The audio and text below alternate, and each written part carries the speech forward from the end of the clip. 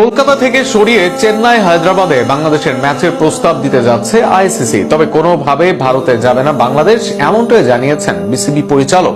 সেক্ষেত্রে প্রয়োজনে বিশ্বকাপ খেলবে না টাইগাররা, তবে মাথা নত করবে না বিসিবি। যদিও ক্রিকেটারদের বড় একটা অংশ চাইছে বিশ্বকাপ খেলতে, তবে ভারতে গিয়ে কি বিশ্বকাপ খেলা উচিত বাংলাদেশের?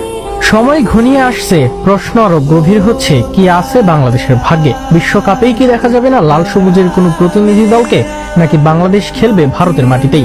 আইসিসির কোনো সম্ভাবনা আছে শ্রীলঙ্কায় বাংলাদেশের ম্যাচ নিয়ে যাওয়ার? প্রশ্ন অনেক হলেও আপাতত নিশ্চিত কোনো উত্তরই নেই। তবে জানা গিয়েছে শীঘ্রই বাংলাদেশকে এক প্রস্তাব দিতে যাচ্ছে আইসিসি, যেখানে বাংলাদেশের ম্যাচগুলোর জন্য দেশ না বদলে শুধু ভেন্যু বদলাবে।